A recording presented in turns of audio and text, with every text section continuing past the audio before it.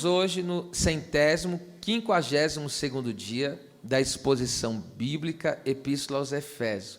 O tema de hoje é o capacete da salvação e a espada do Espírito. Efésios, capítulo de número 6, versículo de número 17. Que diz o texto: Tomai o capacete da salvação e a espada do Espírito, que é a palavra de Deus. Obrigado, pode se assentar.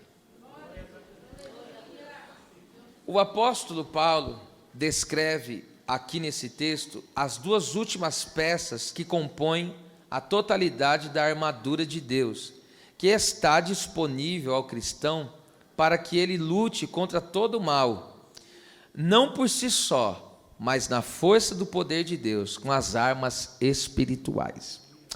Esse versículo, vamos separar ele nessas duas orações. A primeira, tomai também o capacete da salvação, e a segunda sentença, e no caso, oração, e a espada do Espírito, que é a palavra de Deus. Pois bem, tomai também o capacete da salvação.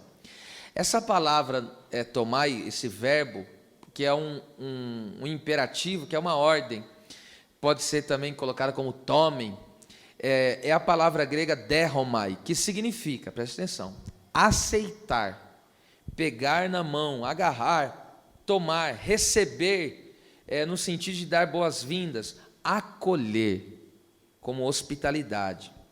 Tomar para si, tem um sentido de tomar para si o que é apresentado ou trazido por outra pessoa.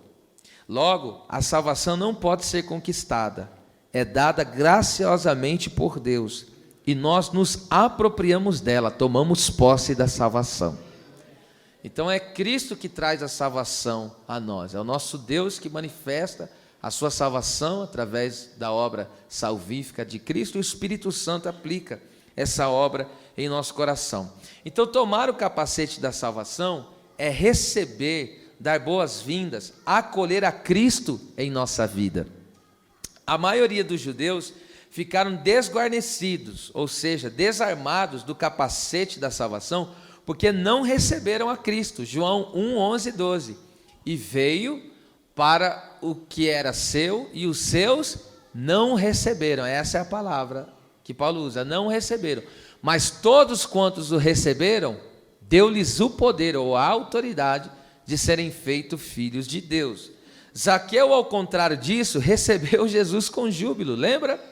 O texto sagrado diz que Jesus ia passando por Jericó, ele sobe ao sicômoro, e Jesus olha para ele e diz: desce depressa, porque hoje convém eu pousar em tua casa. E o texto diz: e descendo depressa, é posicionamento em crer. Aí o texto diz que ele recebeu Jesus com regozijo, com júbilo. E a partir do momento quando Zaqueu ele recebe Jesus com júbilo, ele foi equipado para o combate espiritual, porque o próprio Jesus falou: a salvação veio para esta casa. Hoje Jesus, a salvação é recebido através da recepção da palavra. Então Deus ele manifesta a salvação através de sua palavra, e daí é onde se origina o nosso revestimento, ser equipado com esse capacete. Se não, vejamos, Atos capítulo 17, versículo 11, olha o que a Bíblia interessantemente diz: ora, estes foram mais nobres, mais excelentes do que os que estavam em Tessalônica, os crentes bereanos, porque, olha só, de bom grado receberam, acolheram, recepcionaram, deram boas-vindas à palavra, examinando cada dia nas Escrituras se essas coisas eram assim. Vale aqui lembrar para vocês algo que eu já falei aqui. Você sabe que geralmente a maioria das epístolas que foram escritas, as 27 no Novo Testamento, na verdade, dos 27 livros que compõem o Novo Testamento, a maioria são epístolas, tá certo? E dessa maioria das epístolas que foram escritas, e por que foi escrito? Sempre porque havia um problema, surgiu um problema na congregação e, diante daquele problema existente, se escrevia aquela epístola para rebater uma heresia, enfim, um falso ensino, um problema dentro da congregação. Você percebe que Paulo nunca escreveu uma epístola para os crentes de Bereia. Por quê? Porque onde há palavra, resolve-se todo o problema. Crente ou igreja que persevera na palavra não dá trabalho. Agora você vê porque que eu luto para os crentes virem no estudo bíblico? Para parar de dar trabalho. Eu não sou bobo e nem nada, hora essa. Eu estou falando sério isso que eu estou falando para vocês. A partir do momento quando o crente começa a ser ministrado pela palavra de Deus, ele para de dar trabalho e trabalha no reino. Para com as meninices espirituais, para com esse negócio de querer abandonar a fé, ele para, acaba com isso. Porque a palavra de Deus estabelece a pessoa. Então, olha só que lindo. De bom grado receberam a palavra. A palavra bom grado aqui no grego é prothemia, que significa prontidão, disposição de mente, entusiasmo. E o que é entusiasmo? É estado de fervor, é uma alegria intensa. Olha como esse povo recebia a palavra. Recebia a palavra com disposição de mente. É como alguém pode falar que eu estou ouvindo. Pode falar que eu estou atento para receber o que vai ser falado. Porque tem gente que está com o corpo presente, mas a mente dele está boiando. Está vagando. Entende? Aí ele está meio sem entender. Aí sai a palavra, as profundidades, as pérolas do Senhor. Ele não está nem aí. Por isso que não é emoção. E eu aprendi uma coisa. Irmão, eu aprendi a receber a palavra com entusiasmo. Porque o próprio Jesus Cristo, quando Estevão pregava, Jesus ficou de pé. A mensagem foi tão empolgante que Jesus falou, pera lá. Está escrito em Atos 7 isso que eu estou falando. Então, crente, ele tem que estar entusiasmado para receber a palavra. Mente disposta para receber a palavra. E nesse estado de fervor espiritual, alegria. Uma das maneiras também de se contemplar, de se ver que uma igreja vive o avivamento, é quando essa igreja, ao receber a palavra, ela chora por amor à palavra. Porque tem hora que nós estamos sendo ministrados pela palavra, a gente chora porque a palavra está falando conosco por causa da aprovação que estamos passando. Mas tem pessoas que choram porque estão sentindo a presença da palavra, estão sentindo o poder daquela palavra. É coisa maravilhosa. E não está errado você chorar não, filho. Se Deus está falando com você, chore mesmo. Desague na presença de Deus. Tem que chorar mesmo. Então, receber, acolher a palavra, é receber e se relacionar com o próprio Cristo. E receber o Cristo é tomar posse da salvação e estar equipado para o combate espiritual. Escute, com que o inimigo tenta prender as pessoas? Uma das coisas que o inimigo usa para prender o ser humano não é o amor no mundo. A Bíblia diz que o mundo jaz no maligno. Em 1 João 2,15 fala: aquele que ama o mundo e o que há no mundo, o amor do Pai não está nele. O amor do Pai é revelado em Jesus, morrendo por nós e nos salvando. Então, o inimigo, ele usa o mundo para quê? Para prender o ser humano, para amarrar o ser humano. E aí a pessoa presa no mundo, ela só quer desfrutar do mundo. Ela só quer participar das coisas mundanas. Por quê? Porque está preso nele. Agora veja isso aqui, isso aqui para mim é muito forte. Mas o capacete da salvação é tão poderoso que desprende as pessoas totalmente deste mundo. Se não, vejamos, eu vou dar exemplo do ancião, o Simeão. Lucas 2, 28 ao 30. Você sabe que Simeão recebeu uma promessa do próprio Espírito Santo. Foi-lhe revelado pelo Espírito Santo que ele não morreria sem ver Jesus. E o Espírito Santo levou ele para o templo. Diz o texto, pelo Espírito foi o templo. Veja quem nos traz aqui para o templo. Pelo Espírito Santo foi revelado que ele não iria morrer sem ver a promessa se cumprir. E o mesmo Espírito levou ele para o templo. Para quê? Para viver a promessa. Então você vem para o templo para quê? Para contemplar Cristo e viver as promessas de Deus na sua vida. O Espírito Santo, ele orquestra tudo isso da nossa vida, tá? E aí veja só como que aconteceu. Não esqueça da palavra tomai. Eu estou nessa palavra, só usando os textos que falam a respeito dela. Ele, Simeão, então, o tomou, é Jesus. Então, Simeão tomou Jesus em seus braços. Agora, imagine aquele homem segurando Jesus nos braços. Isso aqui é uma coisa que abala o interior da gente. Você imagine, porque ele pegou o autor da vida, aquele que criou tudo, que se submeteu a estar naquela condição humana e como criança. Agora, quando ele toma Jesus nos braços, hoje a gente continua tomando Jesus nos braços. Como? A se relacionar com a palavra. A gente anda com Jesus no braço todo dia. Isso aqui é se relacionar com a Bíblia, é tomar Jesus nos braços, gente. Aleluia. E tomou em seus braços. Olha só, quando alguém toma Jesus nos braços, ou seja, se relaciona com a palavra hoje, e louvou a Deus, e disse, olha que lindo, agora, Senhor, pode despedir, ou seja, me desprende desse mundo, ele está dizendo, né? Podes me despedir em paz, o teu servo, segundo a tua palavra, pois já os meus olhos viram a tua salvação. Gente, ao tomar Cristo nos braços, Simeão teve a certeza da salvação. E se desprendeu totalmente das coisas desta vida. Quando ele viu Jesus, ele falou, para mim nada mais importa. Nada mais me importa. Ele falou, irmão, quando alguém tem um encontro com Jesus, quando ele tem a certeza da salvação, essa vida aqui passa a não ter sentido mais. Você entende por que Paulo ele diz assim, o morrer para mim é Cristo, e o morrer para mim é lucro. É por quê? Porque ele tomou Jesus nos braços. Eu já ouvi uma vez um pastor muito conhecido, agora ele meio que se afastou. Ele era não vou dizer o nome por questão de ética, mas ele é alguém que eu via muito no começo da minha fé, ele tinha uma palavra excelente.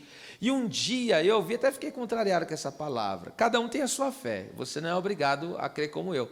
Mas um dia ele falando de pessoas que desejam estar com Deus, na presença de Deus, falando da eternidade. E ele falou que ele não tinha essa fé, que ele tinha ainda receio de morrer. Um pastor graduado, e ele tinha receio que ele queria ainda viver. Irmão, diante de Deus, eu não quero viver nem um dia mais, nem um dia menos do que Deus já programou para mim. Eu não facilito a minha partida para a glória, de maneira nenhuma. Nem facilito também nem atraso. Nem atraso. A hora que chegar, chegou. E vou. Porque, entende uma coisa, quando você se aproxima de Cristo, as coisas aqui dessa vida vai perder o sentido. Você vai se vendo assim, você fala, meu Deus, dentro daquilo que Ele me revelou, dentro daquilo que é a eternidade, o que me prende aqui nessa terra se não fazer a vontade dEle?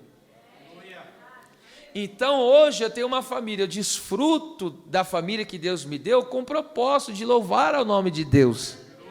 Entende? E de tudo aquilo que Deus nos dá. Só que nada das coisas aqui nessa terra pode nos prender.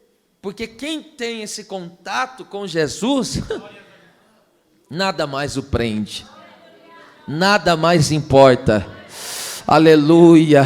Aleluia, louvado seja o nome de Deus.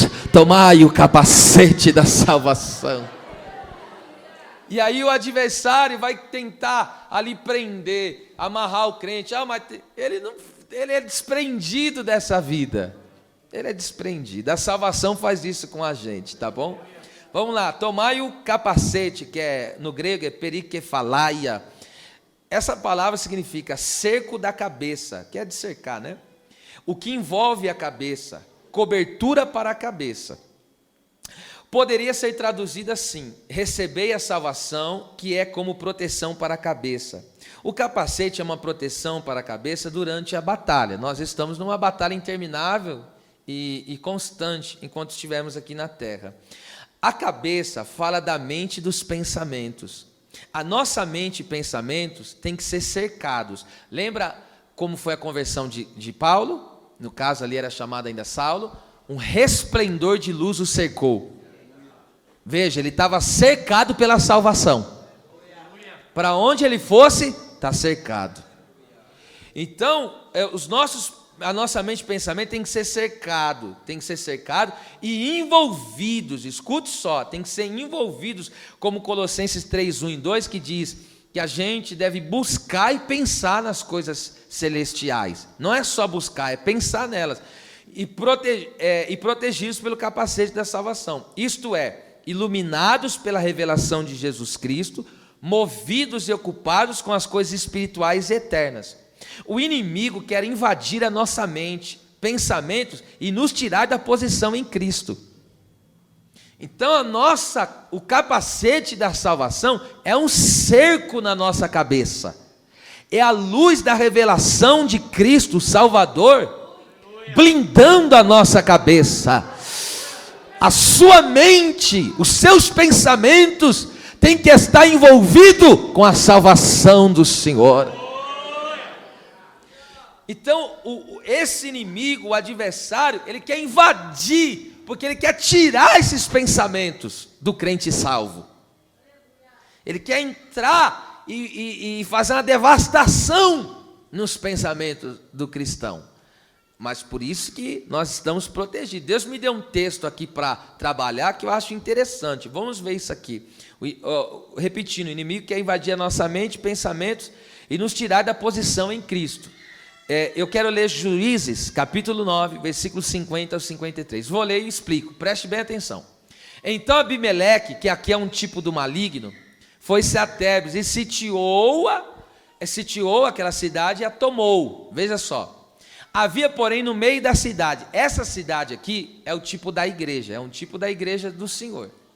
E uma torre forte, essa torre forte é um tipo de Jesus Cristo que rege o seu povo. E todos os homens e mulheres e todos os cidadãos da cidade se acolheram àquela torre forte, e fecharam após si as portas, para ficar impenetrável. E subiram ao telhado da torre, que é o tipo do ministro ou do crente que prega o evangelho. Isso está escrito em Mateus 10, deixa eu ver que eu anotei aqui, Mateus 10, 27, que fala que devemos pregar sobre o telhado, ou seja, o evangelho não pode estar oculto, ele tem que ser pregado a todos. Agora, e Abimeleque veio à torre e a combateu, estava guerreando contra aquela torre. E contra quem estava dentro da torre? E chegou-se até a porta, não pode passar dali, da torre, para a queimar. Agora eu vou aplicar todo o texto para vocês agora. Olha que coisa tremenda. O versículo 53, né? Porém uma mulher, que aqui é o tipo do crente, da igreja, porém uma mulher lançou um pedaço de mó sobre a cabeça de Abimeleque, que é o tipo do maligno, e quebrou-lhe o crânio. Ele não tinha capacete da salvação. Pega isso aqui, pelo amor de Jesus. Conforme eu disse, Abimeleque é um tipo do inimigo, que tenta cercar a cidade, ou seja, um tipo da igreja, e que está na torre forte. A igreja está escondida em Cristo, está escrito em Provérbios 18, 10. Torre forte é o nome do Senhor, para ela correrá o justo, estará em alto retiro. Você está numa posição inatingível, porque está escondido na torre forte que se chama Jesus Cristo. Ou seja, no telhado, ou seja, nós como pregadores do evangelho, fazendo a obra de Deus. Agora veja só, e o maligno aqui tentou vir até a porta, mas por que ele não conseguiu prevalecer contra aquela porta? Porque Jesus prometeu, as portas do Hades não poderão prevalecer contra a minha igreja. Prevalecer significa ser mais forte. O inimigo nunca será mais forte que a igreja, porque a igreja está escondida em Cristo Jesus, o nosso Senhor. Não é a igreja em si, é o Deus da igreja, tá? Ele nunca será mais forte, jamais, não pode ser. Agora veja, esse inimigo, o Abimeleque, ele tentou vir para combater contra aquela cidade, contra aquela torre, para quê? Para queimar. Então queimar aqui significa o quê? Invadir a mente, destruir os pensamentos de paz do cristão. É isso que o adversário quer. Nós somos o povo que estamos escondidos em Cristo, nós pertencemos a Cristo, nós estamos escondidos dentro da torre. E aí o inimigo tenta se infiltrar no meio da igreja. Só que a igreja está ligada, está atenta. E aí o que acontece? Ele quer combater contra essa igreja. Ele quer derrubar essa igreja. Como ele não está conseguindo ter acesso dentro da torre, o que ele tenta fazer? Colocar fogo, ou seja, invadir a mente dos crentes. Invadir o pensamento dos crentes. Meu Deus do céu. Mas agora o que aconteceu? Quando ele tenta lançar fogo e combater contra aquela torre e contra aquele povo, o que aconteceu? Uma mulher de dentro da torre forte ataca o inimigo, acertando-lhe a cabeça, porque a igreja em Cristo é forte, a igreja em Cristo tem munição espiritual, a igreja em Cristo é bem armada, a igreja em Cristo é capacitada, e em Cristo, na presença de Cristo, ela vai guerreando. E o que acontece? A cabeça pensante vai sendo derrotada. Aleluia, glória a Deus. Enquanto nós permanecemos na torre, a nossa cidade, que representa a igreja, está guardada. E da onde que nós guerreamos? O inimigo está na parte de baixo, e nós estamos aonde? Na parte de cima. Agora vê se ele consegue atingir a nossa cabeça. Ele está embaixo, nós é que estamos em cima. E aí o que a igreja faz? A igreja de Cristo vai guerreando e acertando o inimigo. A tua cabeça está blindada, está protegida. Olá, calaxéria. O inimigo tem tentado colocar pensamentos de derrota, pensamentos de destruição, pensamentos de falência, pensamentos, enfim, contrários. Mas Deus está blindando a sua mente, porque os pensamentos que tenho sobre vós, diz o Senhor, são pensamentos de paz e não de mal. O que Deus planejou para você é de paz. Ela vachanda calabaçuri. Aleluia, aleluia, glória seja dada ao nome do Senhor. Que coisa maravilhosa. Deus seja louvado. O salvo que permanecer na torre forte, que é Cristo, não pode ser atingido a ponto de perder a sua salvação, pois a sua cabeça está protegida. Só perde a salvação quem sair da torre. Saiu da torre e perdeu. Saia da torre para você ver. O Abimeleque está lá te esperando. Tem gente que já deixou a sua mente ser dominada pelo adversário. Está saindo da sua posição em Cristo, mas só a proteção na torre forte, que é o nome do Senhor.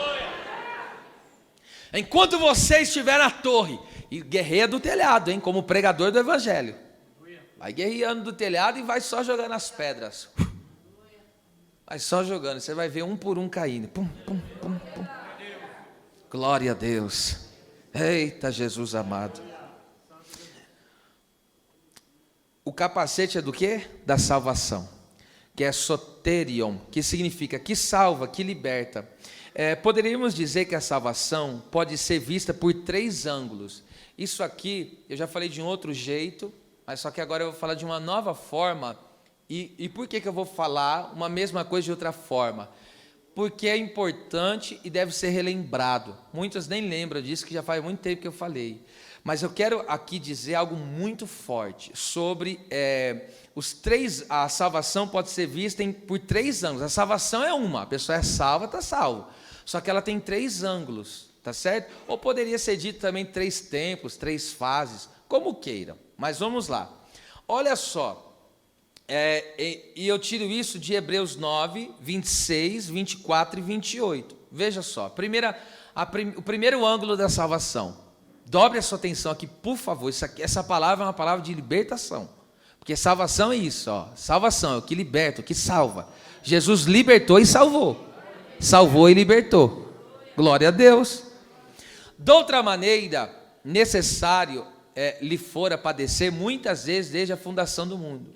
Mas agora, na consumação dos séculos, uma vez se manifestou. Jesus, ele morreu uma vez, porque o sacrifício dele é perfeito. Olha para que ele morreu. Para aniquilar o pecado pelo sacrifício de si mesmo. Então, o sacrifício de Cristo faz o que com o pecado? Aniquila. Meu Deus. Até gostoso de falar essa palavra, né? Eu estou falando contra o pecado, ó. Através do sacrifício de Cristo, o pecado é aniquilado. Então esse é o primeiro ângulo, a primeira fase da salvação. Qual que é? Cristo nos libertou da escravidão do pecado. Porque está escrito, 1 João 3,8, aquele que vive na prática do pecado é do diabo. Mas para isto se manifestou o Filho de Deus para destruir as obras do diabo. Aleluia. Parece que alguém ficou com dó do inimigo. Eu vou dizer de novo: Deus se manifestou, Jesus se manifestou para aniquilar, para destruir as obras do diabo. Aleluia. Xaracalaceia. Então ele nos liberta, primeiro, da escravidão. Estou livre, estou solto. As amarras do pecado acabou.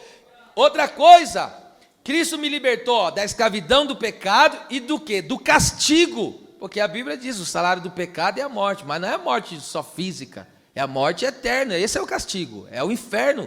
Cristo me libertou disso. Ele me libertou do castigo eterno. Eu estava condenado, e a humanidade estava condenada a queimar por toda a eternidade no inferno, mas veio Cristo e aniquilou o poder do pecado. Era uma chéria. E Ele nos liberta desse castigo mortal. Então veja, Ele liberta da escravidão do pecado, do castigo que o pecado nos ocasiona, e ainda mais, essa aqui é muito forte, e da culpa do pecado. 1 João 1,9, se confessarmos os pecados, Ele é fiel e justo para nos perdoar e nos purificar de toda a impureza. Só Jesus pode tirar, oh meu Deus, primeiro, eu estava acorrentado, e você também, estávamos acorrentados no pecado. Jesus pegou e quebrou aquela corrente. Havia uma sentença, vai queimar no inferno. Jesus falou, agora eu vou levar ele para a eternidade, para o céu. E tem uma coisa, a tua consciência que te acusava de noite, eu perdoo, eu limpo ela, eu tiro a culpa. Por que você não sente mais a culpa do pecado quando é perdoado? Porque Cristo já carregou ela na cruz para você. Essa é a primeira fase da salvação. Aleluia, só quem foi, aleluia, liberto do pecado, do castigo e da culpa dele, dar o maior grito de glória. Aleluia. Diga forte, eu sou livre. Canamaceia colebácia, ela vai combinar séria.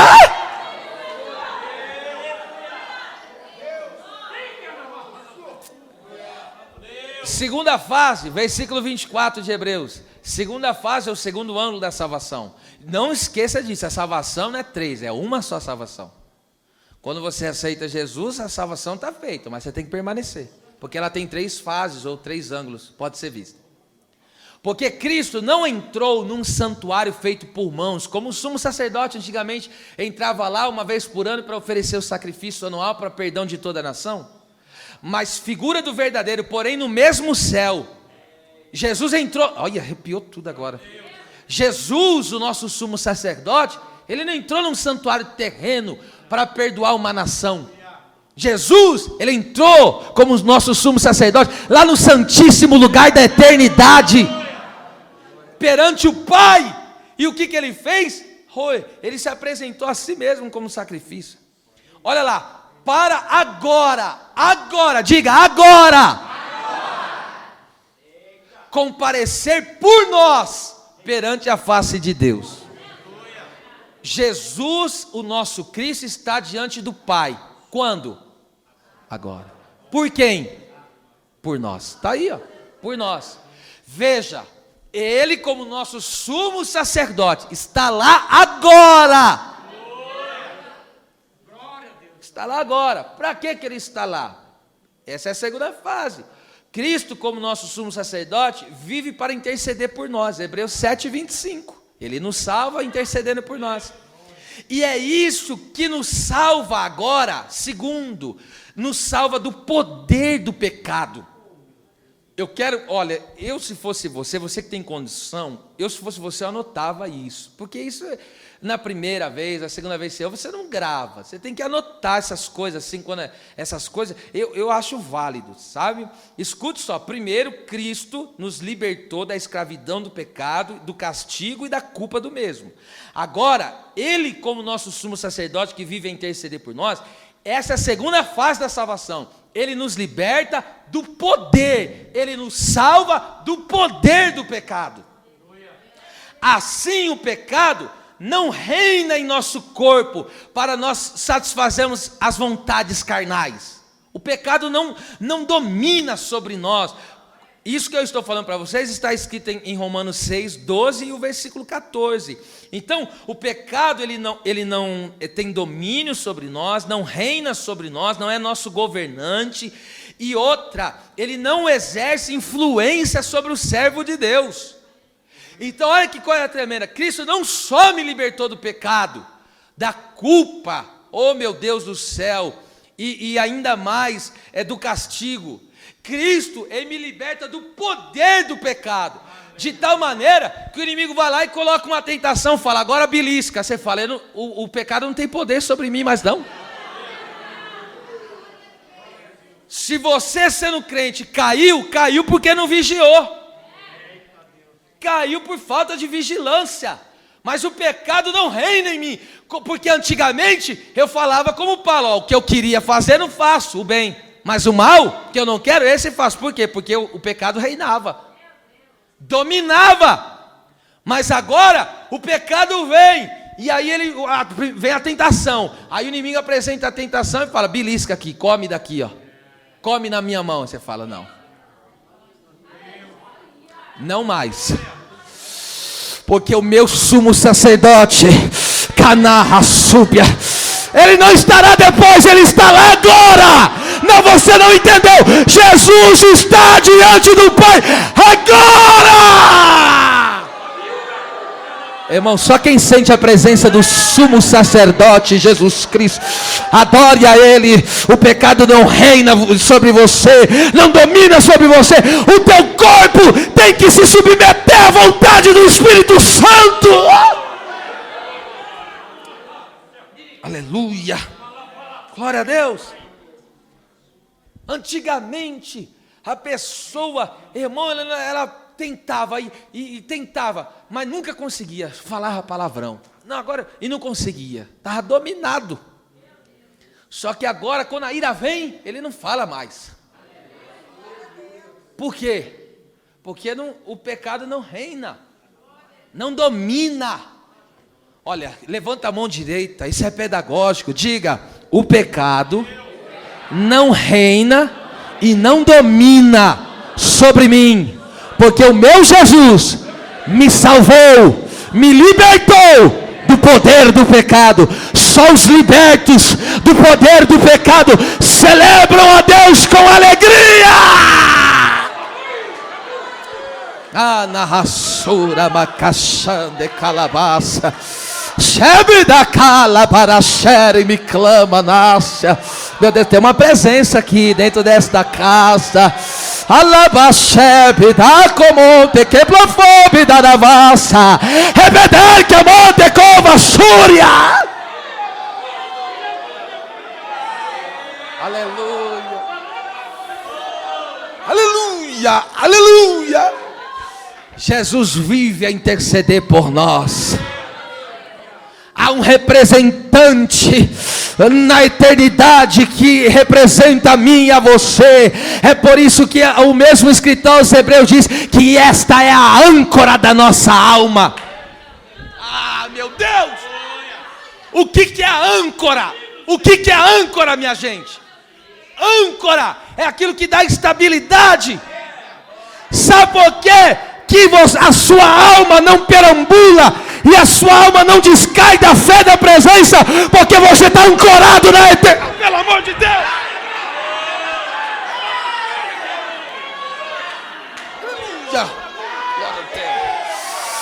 Aleluia! Aleluia! Glória a Deus! Aleluia, você já foi liberto do poder do pecado. Então você tem liberdade para adorar esse Deus.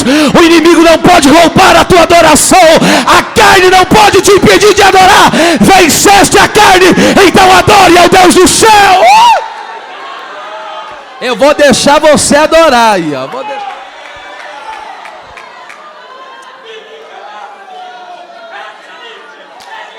Aleluia!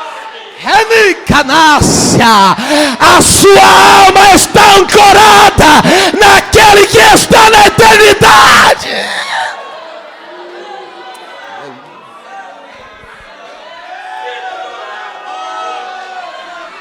Aleluia! Os vendavais dessa vida, as tempestades desta vida, tentando abalar a sua navegação, tentando tirar a sua estabilidade, mas você não está ancorado na terra. A âncora do crente está lá na eternidade, está lá.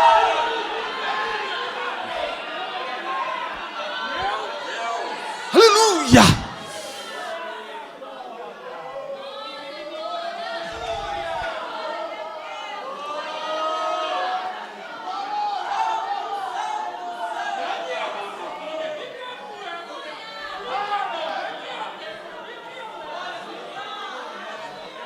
Levante a mão direita e diga comigo: já que eu fui liberto, a carne não me domina. Por isso, a frieza está repreendido na minha vida.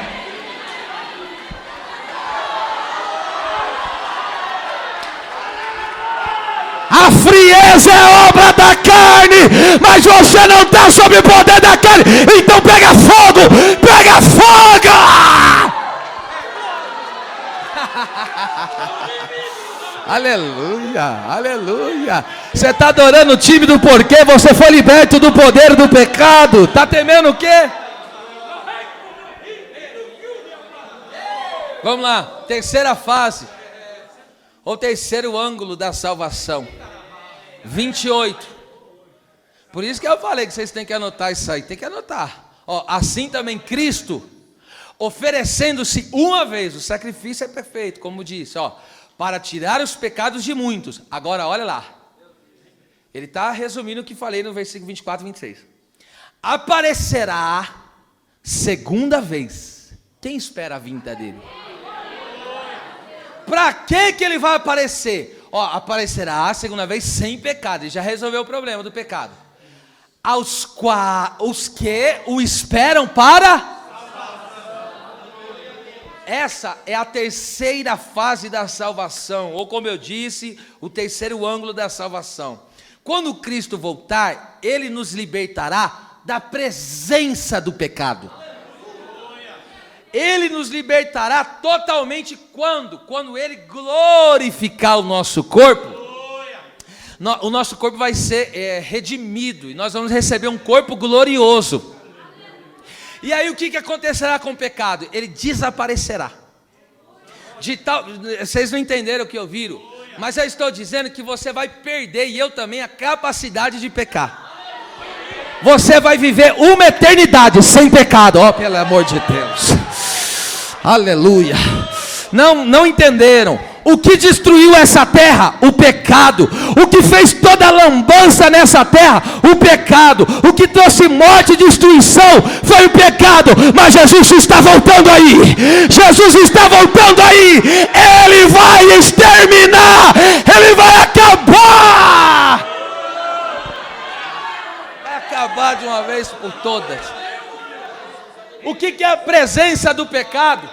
O que é a presença do pecado? Escute, a presença do pecado significa que eu posso, se não vigiar, cair, pecar. Um pensamento, um olhado errado, eu posso pecar se eu não vigiar. Porque a presença, ó, perceba, eu vou repetir tudo de novo. Olha só, Jesus primeiro, Ele nos libertou da escravidão, do castigo e da culpa do pecado. Isso é o primeiro ângulo. Segundo, Ele nos libertou e nos salva do poder do pecado. Não somos mais escravizados. E agora a terceira fase que vai se cumprir. Nós estamos indo para a terceira fase. Ele vai arrancar a presença do pecado. Não haverá mais pecado. Não haverá mais.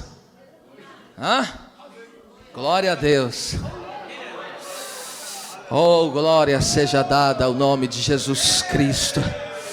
Oh, Deus do céu. Aleluia.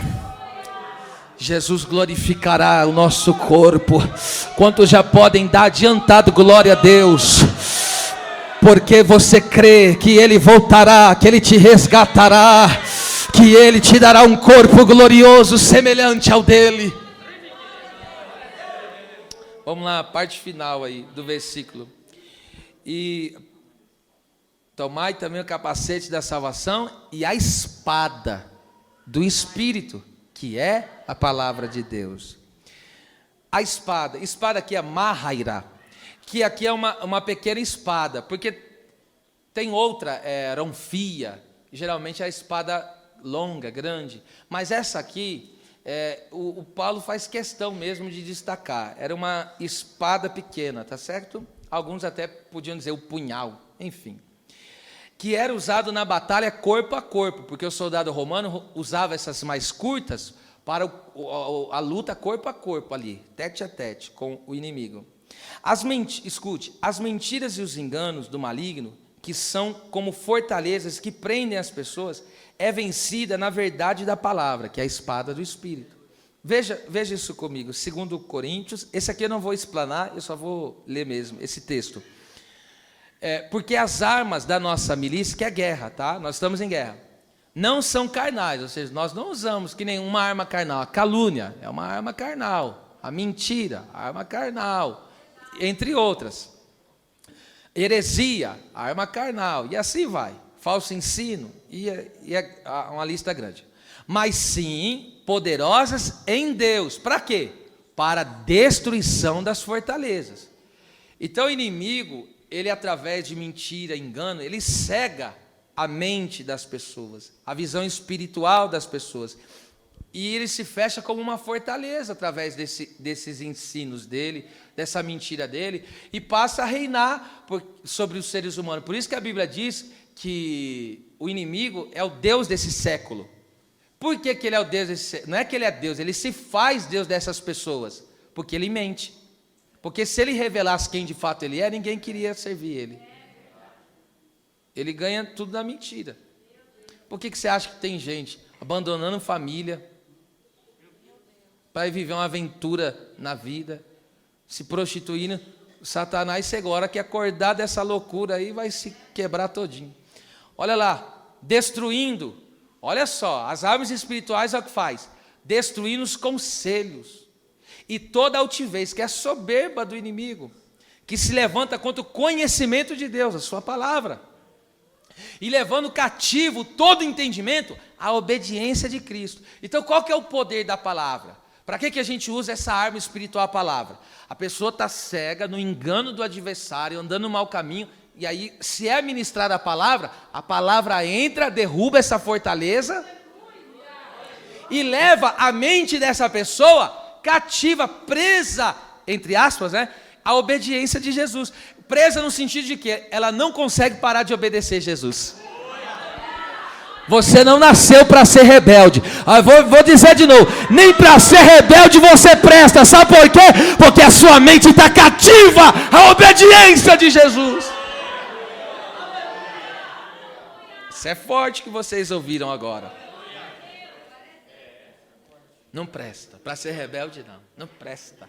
Mente, por favor, eu não estou te cansando, mas diga isso com a mão na tua cabeça. Diga, minha mente está presa à obediência de Cristo. Aleluia. Canamassaia, terébio, calabacéria.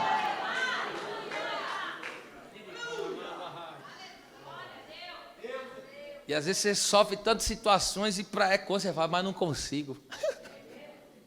Não consigo desonrar o meu Deus. Não consigo abandonar o meu Deus. Mente cativa. Tudo é contra ele, mas ele não dá. Eu não consigo parar de obedecer. Oh, meu Deus. A libertação, aqui eu vou usar uma ilustração muito linda.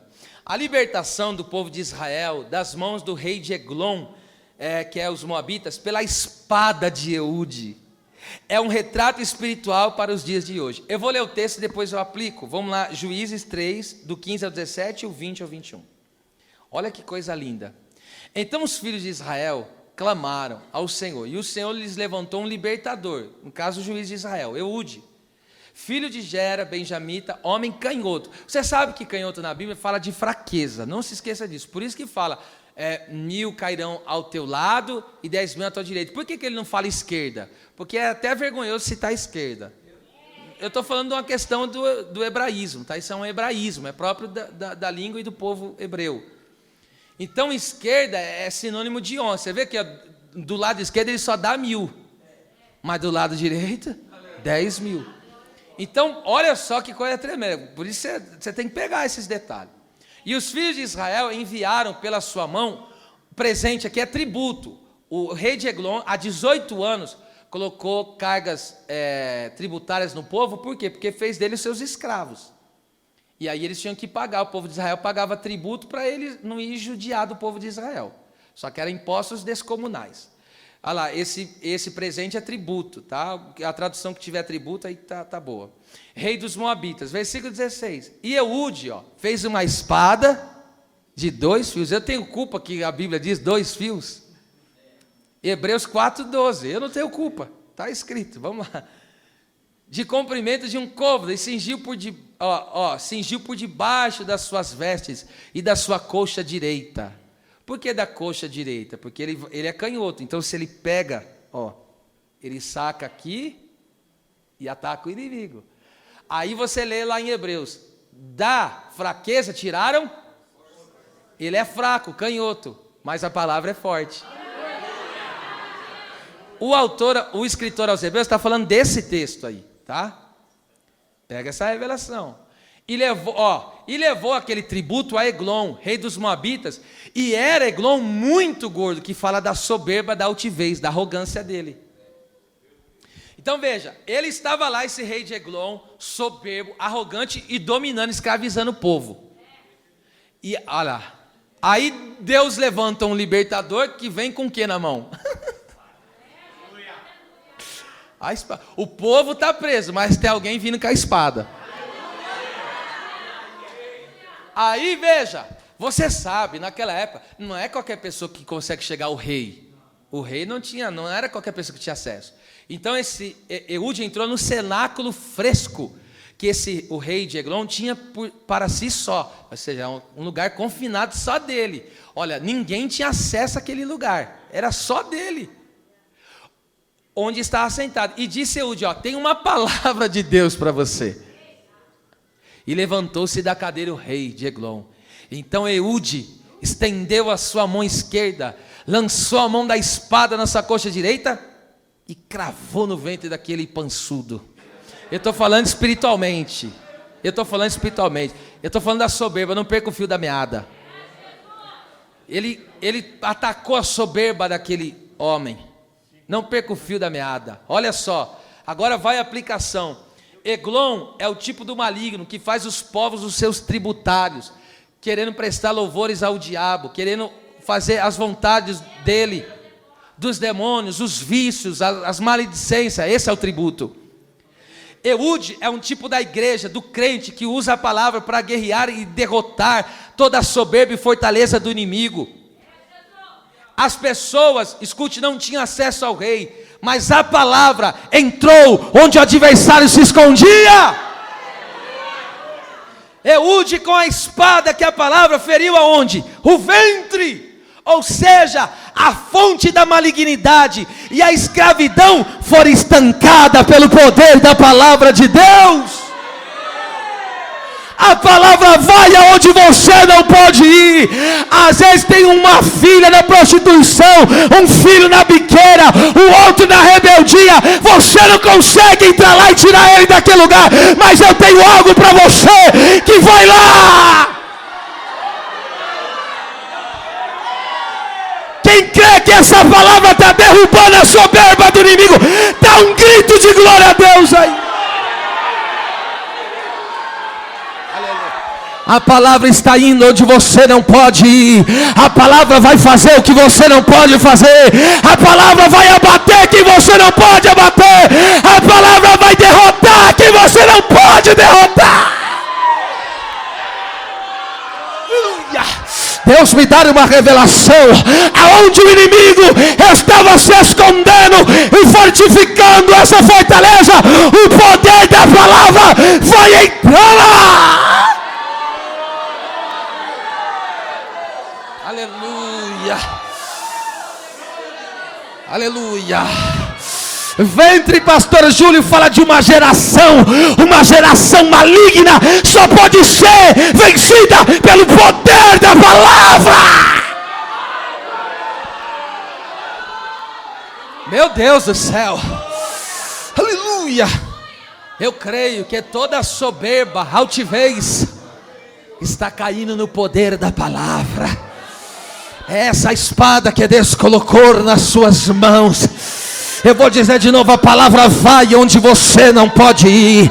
A palavra faz o que você não pode fazer. A palavra alcança onde você não pode alcançar. A palavra destrói coração duro como um martelo que esmiuça a penha. Ah, meu Deus, essa palavra é terrível.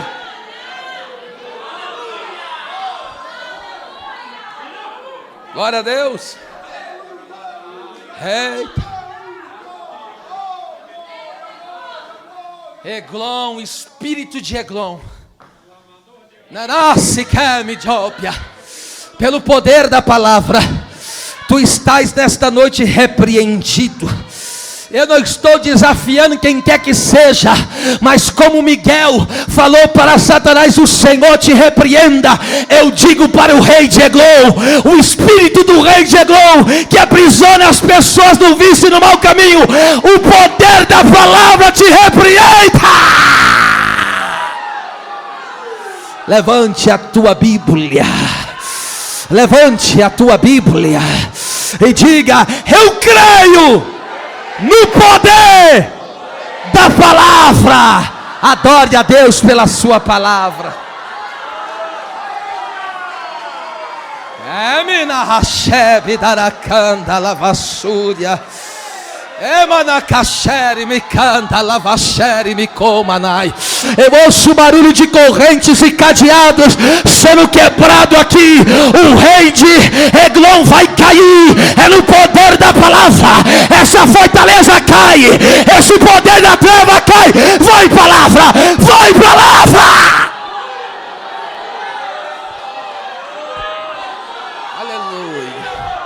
Aleluia, põe a mão no ombro desse crente aí e fala: sinta o poder da palavra agindo em você agora.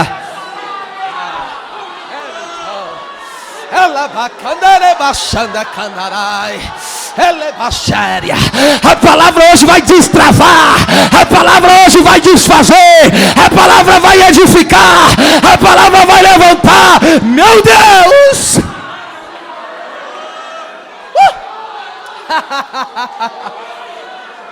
Eita!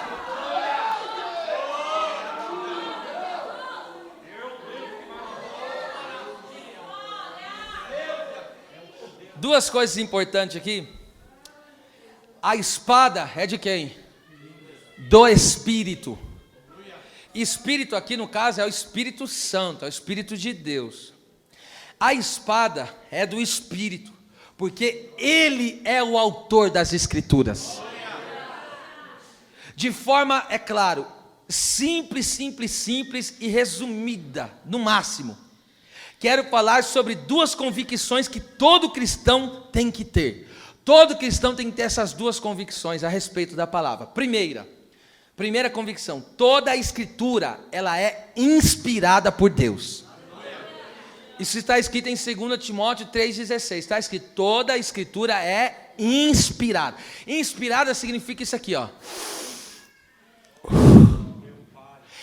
Ou seja, a palavra é a própria vida e palavra de Deus. Então veja, esta não é uma palavra qualquer. Esta é a própria palavra do Deus eterno. Essa palavra é divina. Por quê? Porque vem de Deus. Então essa é a convicção que você tem que ter. Isso aqui quando é ministrado, não é o homem falando, é o próprio Deus falando conosco. Aleluia.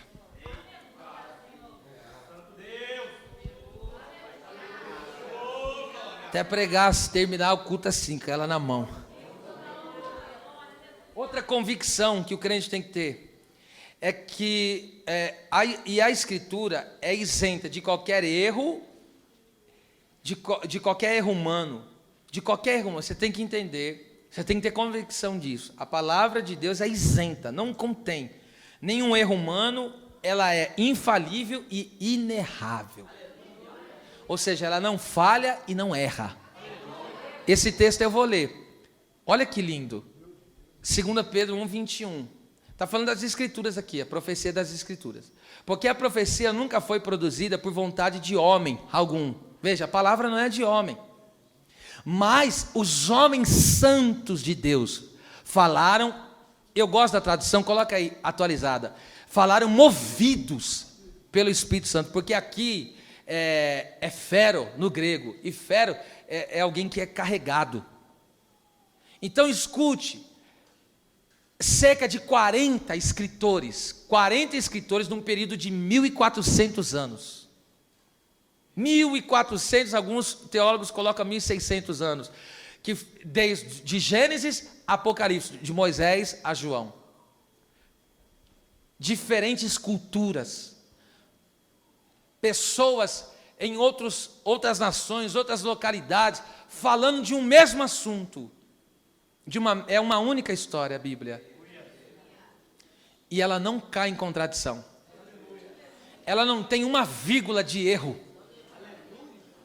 Como que pode 40 pessoas escrevendo em épocas diferentes, em lugares diferentes, e não cair em contradição? Olha, arrepia tudo aqui. O Espírito Santo soprou na mente de cada escritor, claro, respeitando o vocabulário de cada um, a personalidade de cada um. Só que as Escrituras, elas não contêm, embora foi escrito por homens, mas foram tomados pelo Espírito Santo. O Espírito Santo tomou o objeto que eles escreviam, e eu não vou entrar aqui na questão, e quando eles iam escrevendo, o Espírito Santo dominava a mente deles e eles iam lá escrevendo. Que coisa é essa, irmão? Agora, olha que coisa linda.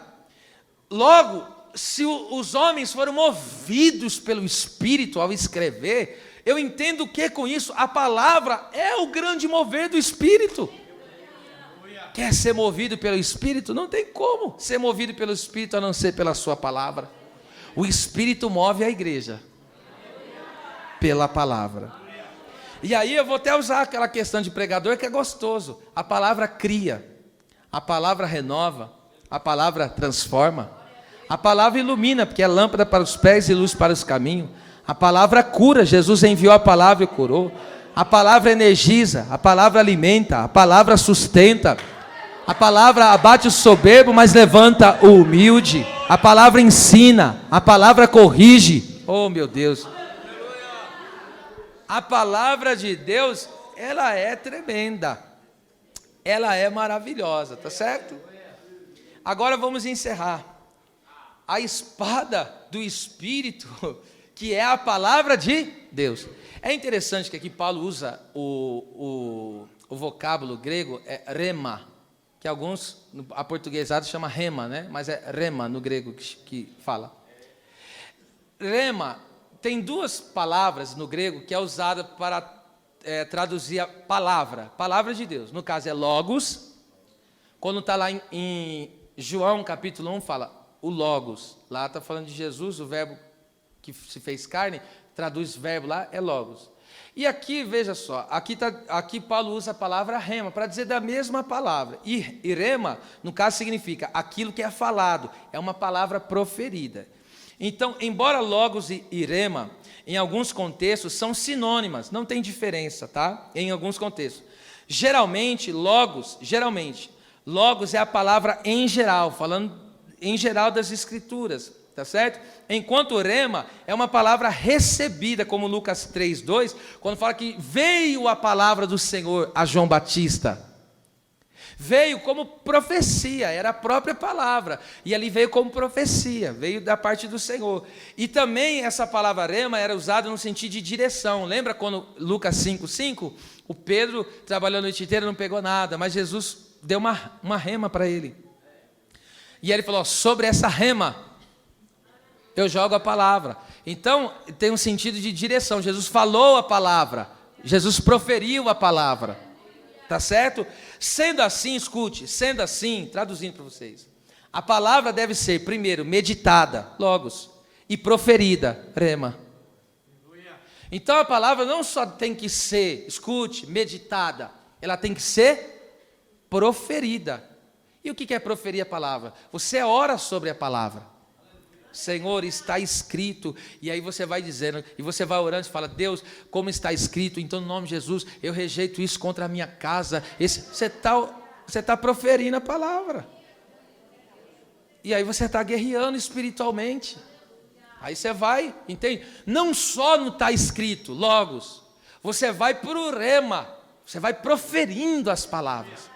E você vai declarando: solta em nome de Jesus, liberta em nome de Jesus. E você vai soltando a palavra, vai liberando. Entende? É glorioso isso. Agora escute isso. A palavra de Deus, aqui a gente encerra. A palavra de Deus é uma fonte de força na batalha contra o mal. Vamos lá? 1 João 2,14.